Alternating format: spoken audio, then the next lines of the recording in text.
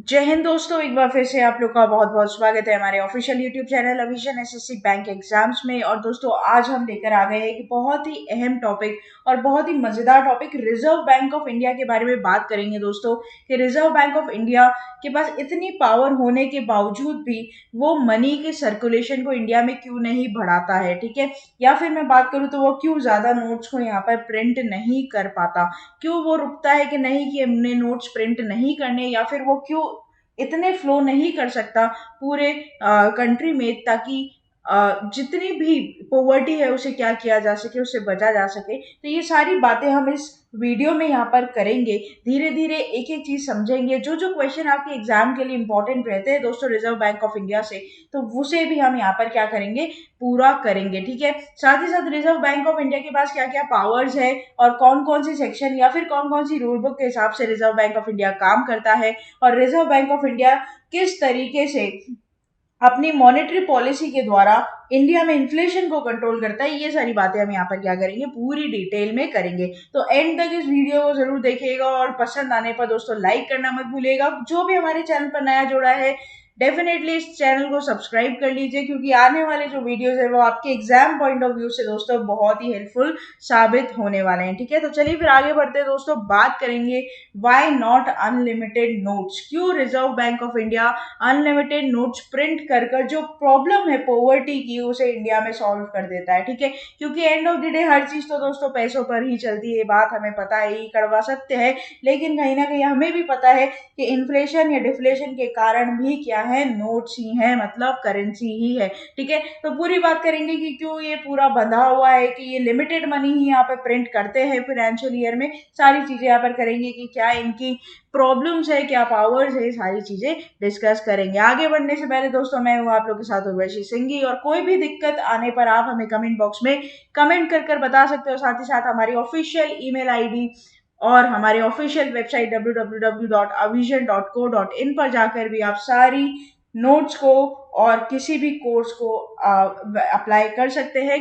कोई से भी आप एग्जाम के लिए बैठ रहे हो, गवर्नमेंट एग्जाम, स्टेट एग्जाम में, तो वहां पर आपको विजन हेल्प करेगा दोस्तों, ठीक है। तो चलिए फिर आगे बढ़ते बात करते हैं दोस्तों कि यहाँ पर जो आप नोट देख रहे हो, ठीक है, यहाँ पर मैंने एक नोट आपको पता है 2000 का नोट, यहाँ पर कुछ चीजें यहाँ पर लिखी हुई रहती है दोस्तों, से मैं धारक को 2000 रुपए अदा करने का वचन देता हूँ, ठीक है। अरिजीत आर पटेल जो पहले गवर्नर थे, मैंने जो फोटो यहाँ पर लगाई है उस टाइम जो गवर्नर थे वो उर्जित पटेल थे दोस्तों। तो उर्जित पटेल की यहाँ पर आपने लिखा है, देखो, मैं धारक को 100 रुपए देने का, ठीक है, सॉरी 2000 रुपए देने का अदा करने का वचन देता हूं। तो बेसिकली ये क्या है, एक प्रॉमिस है, क्या है, एक प्रॉमिस है जो कि गवर्नर करता है किसको, सिटीजन ऑफ इंडिया को। मैं आपको बता दूं दोस्तों, पहला तो ये और दूसरा ये, अगर नोट पर ये दोनों चीजों में से कोई भी एक चीज मिसिंग होती है ना, तो ये जो नोट है, ये जो पेपर, ये जो कागज का टुकड़ा है, वो बिल्कुल ही क्या है, बेकार है, ये कोई काम का नहीं है। आई बात समझ में। ये दो चीजें हमें हमारी करेंसी नोट में दिखना जरूरी है, एक तो गवर्नर का साइन और साथ ही साथ ये प्रॉमिस लेटर, राइट। तो इससे ये दर्शाता है कि यहाँ पर जो आपकी सिक्योर, आपकी पॉकेट में जो पैसा पड़ा है वो कहीं ना कहीं क्या है, सिक्योर है और एक वैलिड इंडियन करेंसी है, ठीक है। तो ये बात आप लोग ध्यान रखना। अब बात करते हैं करेंसी नोट्स पर अगर इशू आया है तो दोस्तों आपको एग्जाम पॉइंट ऑफ व्यू से क्या क्या याद करना चाहिए। तो डेफिनेटली जितनी भी नई करेंसीज निकले दोस्तों उसका कलर आपको ध्यान होना चाहिए, ठीक है।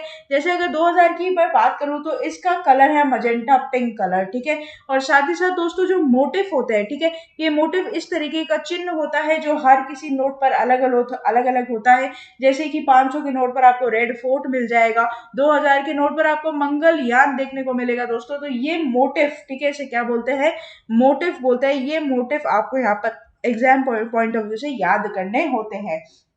साथ ही साथ दोस्तों नोट्स के जो डायमेंशंस होते हैं, ठीक है, नोट्स के जो डायमेंशंस होते हैं इन्हें भी आप क्या करेंगे, याद करेंगे, क्योंकि आजकल डेप्थ में क्वेश्चन पूछा जाता है। तो आप लंबाई चौड़ाई पूरी आप गूगल कर लीजिएगा, आपको या फिर विजन पर मिल जाएगा, टेलीग्राम चैनल पर भी हमारे मिल जाएगा। आपको इसके डायमेंशंस भी याद करने एग्जाम पॉइंट ऑफ व्यू से, तो ये भी एक इंपॉर्टेंट पॉइंट यहाँ पर रहता है दोस्तों। तो कुछ चीजें थी जो आपके एग्जाम में क्वेश्चन बनाती है, वो मैंने आप लोग को यहाँ पर बता दी है। आगे बढ़ते दोस्तों, आगे बात करते हैं कि रिजर्व बैंक ऑफ इंडिया कौन से एक्ट के थ्रू काम करता है, ठीक है। तो मैं बात करूं आपको तो बताओ दोस्तों, रिजर्व बैंक ऑफ इंडिया यहाँ पर आरबीआई एक्ट, ठीक है, आरबीआई एक्ट 1934 के तहत काम करता है, ठीक है। तो कभी भी ये मत बोलिएगा रिजर्व बैंक ऑफ इंडिया जो है वो गवर्नर के ऊपर चलता है या प्राइम मिनिस्टर चलाता है या फाइनेंस मिनिस्टर चलाता है, उसे कोई नहीं चलाता।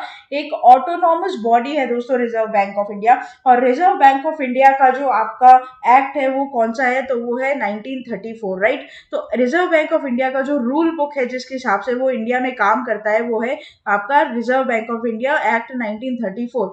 अब बात करेंगे, reserve Bank of India commercial banks को चलाता है, ये बात भी बहुत गलत है। Reserve Bank of India commercial bank के ऊपर सिर्फ मॉनिटर करता है, ठीक है। तो कॉमर्शियल बैंक कौन से रूल बुक के हिसाब से काम करेगी, तो वो काम करती है दोस्तों बैंकिंग रेगुलेशंस एक्ट 1949 के ऊपर, ठीक है। Banking regulations act 1949।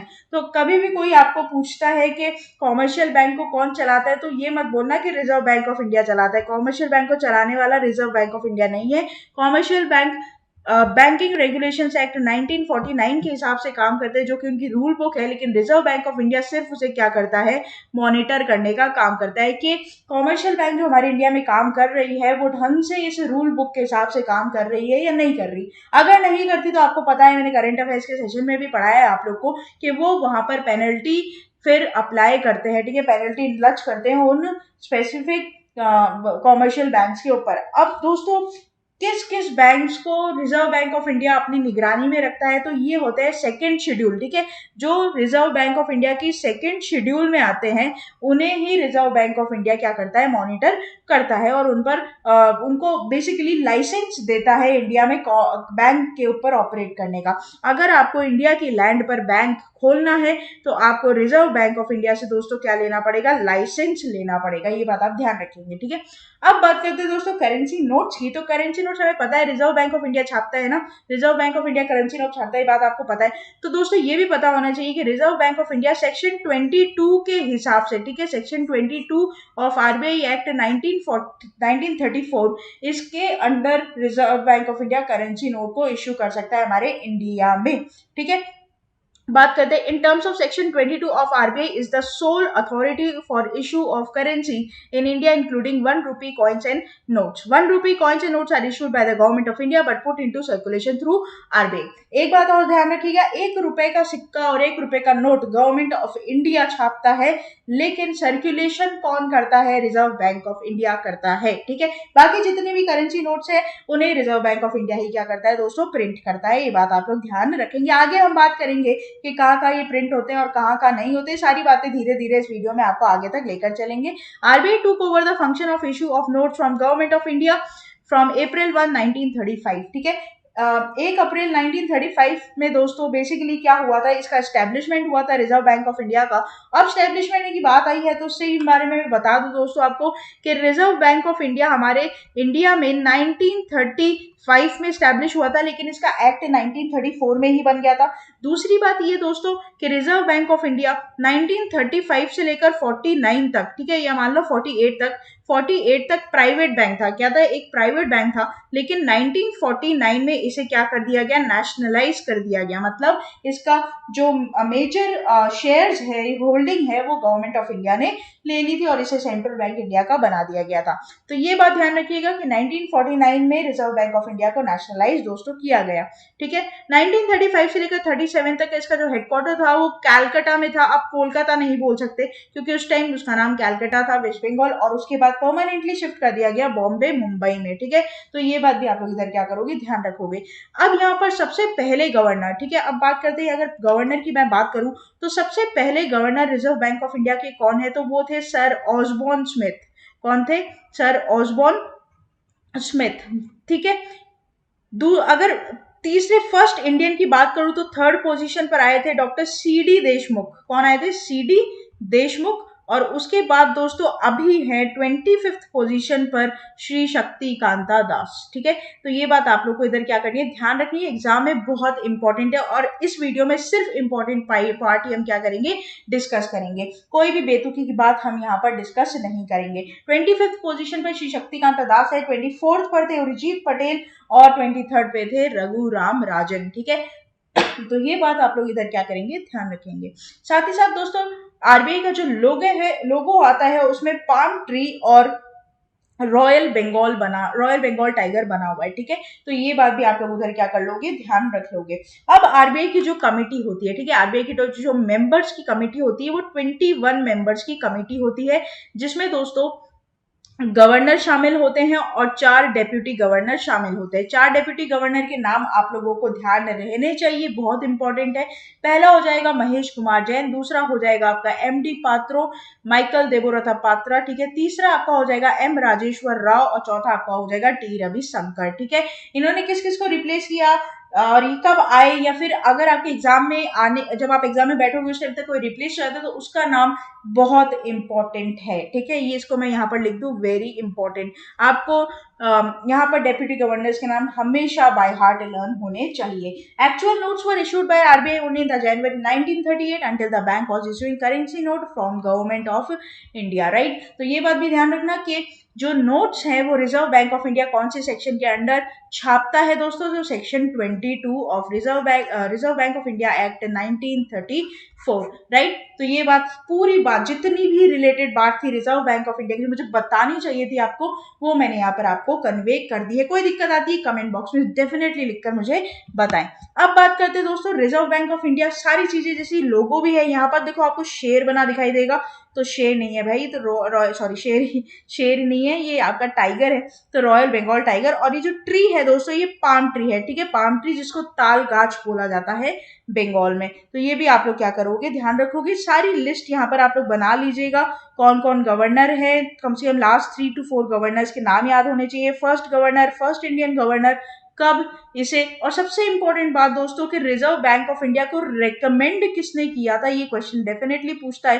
तो रेकमेंड इसको किया था दोस्तों हिल्टन यंग कमीशन ने, ठीक है, हिल्टन यंग कमीशन ने इसे रिकमेंड किया था कि रिजर्व बैंक ऑफ इंडिया को बनाने के लिए। ये बात आप लोगों को इधर क्या करनी होगी, याद रखनी होगी, ये आपके एग्जाम पॉइंट ऑफ व्यू से यहाँ पर इंपॉर्टेंट रहेगी, ठीक है। अच्छा, उसी के साथ साथ दोस्तों इसे एक और नाम से बोला जाता है आजकल रॉयल कमीशन, ठीक है। तो अगर रॉयल कमीशन बोलूं या हिल्टन एंड कमीशन बोलूं ना, तो आप लोग एक ही बात समझना, समझ जाना इस बात को कि ये एक ही बात बोली जा रही है, राइट। अच्छा, तो चलिए फिर आगे बढ़ते, आगे बात करते हैं रिजर्व बैंक ऑफ इंडिया की। और भी बहुत सारी दोस्तों क्या होता है, फंक्शंस होते हैं, ठीक है। अभी फंक्शंस को तो डेफिनेटली हम यहाँ पर इस वीडियो में डिटेल में नहीं पढ़ेंगे, लेकिन हाँ, मॉनेटरी मैनेजर करता है, फाइनेंशियल सिस्टम को मैनेज करता है, फॉरेन एक्सचेंज को मैनेज करता है, करेंसी मैनेजर है, पेमेंट सिस्टम करता है, बैंकर टू बैंक से, और गवर्नमेंट का भी bank Reserve Bank of India ही है। तो फिर ऐसी क्या चीज है जो रोकती है रिजर्व बैंक ऑफ इंडिया को अनलिमिटेड नोट्स प्रिंट करने से? जब इसके पास इतनी पावर है तो फिर ये मन चाहे उतने नोट्स प्रिंट क्यों नहीं कर सकता और देश की गरीबी को मिटा क्यों नहीं सकता? सबके मन में एक क्वेश्चन डेफिनेटली दोस्तों आता ही आता है, ठीक है। आगे बढ़ने से पहले दोस्तों एक बात मैं आप लोगों को बता दूं कि हमारे यहाँ पर इन्फ्लेशन को, या फिर हमारे यहाँ पर मैं बात करूं कि नोट्स को दोस्तों, जो नोट्स के ऊपर जो ट्रस्ट बनता है लोगों का, या फिर बाहर की जो कंट्रीज है जो इन्वेस्टमेंट लेकर आती है इंडिया में, उनका ट्रस्ट बनाने वाला कौन है? Reserve Bank of India. Reserve Bank of India basically financial stability का ट्रस्ट बनाता है इंडिया में कि भैया आपका पैसा सुरक्षित है अगर आप इंडिया में निवेश करते हो, और इंडियन सिटीजन्स को ये बात का दिलासा देता है कि अगर आप अपने पैसे बैंक में रखते हो तो आपका पैसा भी दोस्तों क्या है, सेफ है। मतलब आपको एक डिपॉजिट इंश्योरेंस ये यहाँ पर देता है। साथ ही साथ दोस्तों रिजर्व बैंक ऑफ इंडिया ये निश्चय करता है कि किसी भी तरीके से, कोई भी तरीके से क्रेडिट में फ्लक्चुएशंस ना हो, ठीक है, एक फ्लेक्सिबिलिटी रहे और स्टेबिलिटी रहे, राइट। तो ये बात आपको ध्यान रखनी। उस आगे बढ़ने से पहले दोस्तों इतने सारे सवाल हैं, तो क्यों नहीं कोरोना वायरस के टाइम पे रिजर्व बैंक ऑफ इंडिया ने ये बोल दिया था कि भैया अब अगर सेकेंड वेव आई या सेकेंड लॉकडाउन आपने किया तो मैं इकोनॉमी को नहीं संभाल पाऊंगा। जब आपके पास इतनी पावर्स है तो ऐसी बात आपने क्यों कही, ठीक है।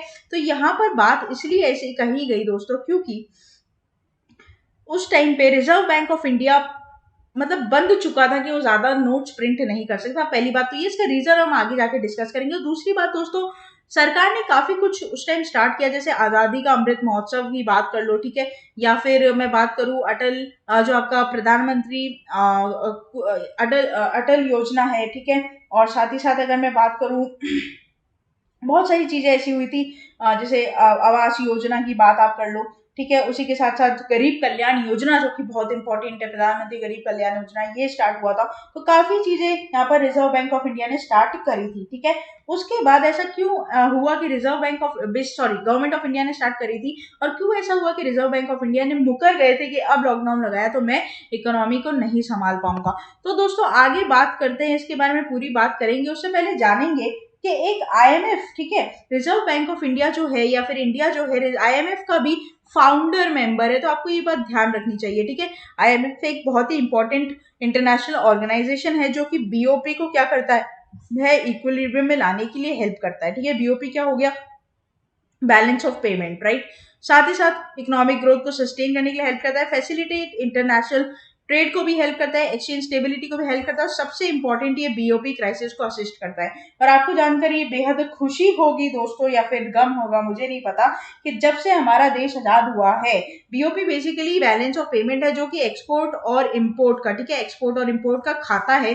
और आपको पता है अगर एक्सपोर्ट ज्यादा होता है इम्पोर्ट से तो वो एक फायदेमंद सिचुएशन है, लेकिन इम्पोर्ट ज्यादा होता है एक्सपोर्ट से तो वो एक अच्छी बात नहीं है। और हमारे इंडिया की सिचुएशन हमेशा आजाद होने के बाद से यही रही है कि हमारे इंपोर्ट ज्यादा किया और एक्सपोर्ट दोस्तों क्या किया है, कम किया है।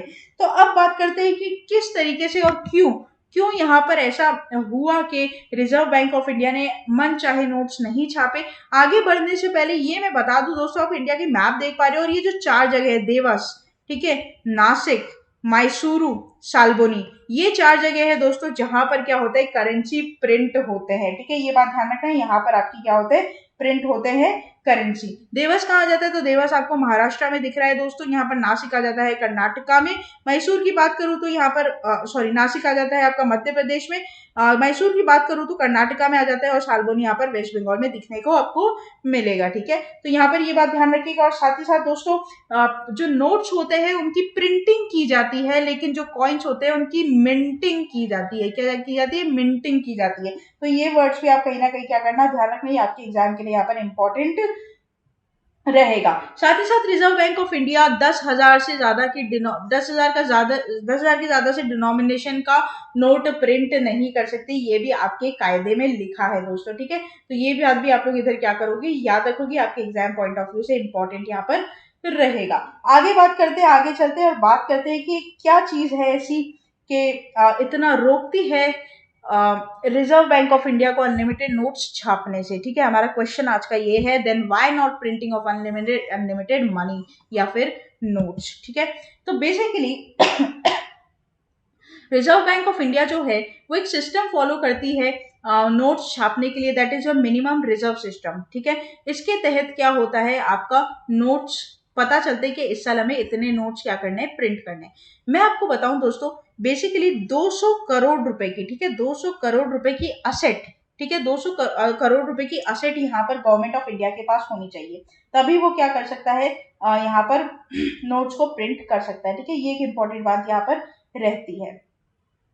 तो यहाँ पर 200 रुपए का जो नोट है उसके थ्रू क्या क्या होना चाहिए, ये एक इंपॉर्टेंट बात यहाँ पर रहेगी। तो क्या क्या होना चाहिए, क्या क्या नहीं, बात कर लेते हैं। देखो यहाँ पर आप पढ़ सकते हो, यहाँ पर आपका 200 करोड़ रुपए में से, ठीक है दोस्तों, 200 करोड़ रुपए में से यहाँ पर जो इतनी की लाइबिलिटी होती है और कितने का यहाँ पर होना चाहिए असेट या लाइबिलिटी की बात करूं मैं, तो कितना होना चाहिए और कितना नहीं, तो ये बात आप लोगों को ध्यान रहना बहुत ज्यादा जरूरी है कि कितना 200 करोड़ में असेट होना चाहिए और कितना 200 करोड़ में लाइबिलिटी होना चाहिए। तो यहाँ पर दोस्तों 115 करोड़, ठीक है, 200 करोड़ में से 115 करोड़ तो आपकी क्या होना चाहिए, देखो गोल्ड होना चाहिए, ठीक है, गवर्नमेंट के पास। और उसी के साथ साथ 85 करोड़, ठीक है, कितने बचे आपके, 85 करोड़ रुपए बचे ना, तो 85 करोड़ रुपीज आपके पास फॉरेन करेंसी होनी चाहिए, ठीक है। क्या होनी चाहिए, फॉरेन करेंसी। तो ये इंपॉर्टेंट है, 200 करोड़ को इस तरीके से तोड़ा गया। 115 करोड़ की गोल्ड रिजर्व होनी चाहिए गवर्नमेंट के पास, sorry Reserve Bank of India, sorry government नहीं, रिजर्व बैंक ऑफ इंडिया के पास। रिजर्व बैंक ऑफ इंडिया के पास 200 करोड़ की एसेट होनी चाहिए, जिसमें 115 करोड़ की गोल्ड होना चाहिए और 85 करोड़ भी फॉरेन करेंसी यहाँ पर होनी चाहिए। अब मैं आपको एक अच्छी चीज बताऊं दोस्तों, जैसे कि मैंने आप लोग को बताया था, एक नोट होता है ना, नोट करेंसी नोट दिखाया था, उसमें गवर्नमेंट जो लिखता है वो जो गवर्नर लिखता है, मैं धारक को मतलब प्रॉमिसरी नोट जो होते हैं to ensure holder for no defaulting of Reserve Bank of India, कि मैं धारक को 100 रुपए देने का वचन करता हूँ। तो दोस्तों ये जो बात लिखी हुई है, इसका मतलब जैसे अगर 100 रुपए का नोट है तो इसका मतलब 100 रुपए के बदले रिजर्व बैंक ऑफ इंडिया के पास उतना गोल्ड पड़ा है कि अगर कभी मान लो कि देश डूबने की सिचुएशन में आता है, खुदा ना करे कभी ऐसा हो, लेकिन कभी देश डूबने की सिचुएशन में आता है तो रिजर्व बैंक ऑफ इंडिया ये गारंटी देता है कि ये 100 रुपए के बदले वो आपको गोल्ड प्रोवाइड कर सकता है। तभी उस करेंसी नोट की दोस्तों क्या होती है, वैल्यू होती है। कि ये बहुत इंपॉर्टेंट पॉइंट है आप लोग के लिए, ठीक है। तो जितने भी नोट्स होते हैं, 2000 का नोट रहे, 500 का नोट, आज जो दुनिया में जितने भी नोट्स घूम रहे हैं इंडियन करेंसी के, उस पे एक प्रोमिसरी नोट लिखा हुआ है और उसके बदले का रिजर्व गोल्ड हमारे रिजर्व बैंक ऑफ इंडिया के पास पड़ा है, ताकि कभी भी ऐसी सिचुएशन आए कि इकोनॉमी डिफॉल्ट कर जाए तो रिजर्व बैंक ऑफ इंडिया लोगों को उसके बदले का पैसा या फिर गोल्ड चुका सके, ठीक है। तो ये एक बहुत इंपॉर्टेंट पॉइंट होता है और यहीं से आपको ये चीज समझ में आ गई होगी दोस्तों कि क्यों अनलिमिटेड नोट्स नहीं छाप सकता रिजर्व बैंक ऑफ इंडिया। क्योंकि आप खुद सोचो कि रिजर्व बैंक ऑफ इंडिया अगर अनलिमिटेड नोट्स छापता है, ठीक है, और उतना उसके पास क्या नहीं रहता, असेट नहीं रहता, तो उस नोट की कोई भी वैल्यू नहीं रहेगी डिफॉल्टिंग पीरियड में। आई बात समझ में। इसलिए ज्यादा नोट्स अगर छाप दिए तो असेट कहाँ से लाओगे, असेट लाओ तभी नोट्स क्या होते हैं, छपते हैं। ये बात आप लोग को ध्यान रखनी है। अब दोस्तों डिफॉल्ट की बात करूं तो वेनेजुएला की बात मुझे करनी चाहिए। वेनेजुएला ने ऐसा ही कुछ किया था कि अपनी मॉनेटरी क्राइसिस को बचाने के लिए उन्होंने बहुत सारे नोट छाप दिए थे और उसके बाद जो वहां पर इन्फ्लेशन आया है उसको कोई भी तरीके से रोका नहीं गया और वो कंट्री डिवास्टिंग पोजीशन में चली गई, ठीक है। तो यहाँ पर दोस्तों पैसे का जो सर्कुलेशन होता है, ठीक है, पैसे का जो सर्कुलेशन होता है ना, उसे बहुत सोच समझ कर किया जाना चाहिए। क्यों? क्योंकि इससे इन्फ्लेशन और डिफ्लेशन पे डायरेक्ट इफेक्ट पड़ता है। अगर ज्यादा पैसा मार्केट में सर्कुलेट कर देते हैं तो इन्फ्लेशन आ जाता है। इन्फ्लेशन मतलब क्या होता है दोस्तों, महंगाई। महंगाई क्यों आ जाती है? महंगाई इसलिए आ जाती है क्योंकि लोगों के पास परचेजिंग पावर, ठीक है, क्या होता है, लोगों के पास जो परचेजिंग पावर होता है, खरीदने की क्षमता होती है चीजों को, वो बहुत ज्यादा बढ़ जाती है। और सप्लाई जो होती है दोस्तों वो कांस्टेंट होती है, इकोनॉमिक्स बोलता है। तो सप्लाई अगर कांस्टेंट होगी और डिमांड बढ़ेगी तो आप खुद सोचो कि प्राइस तो डेफिनेटली ऊपर जाएगा ना।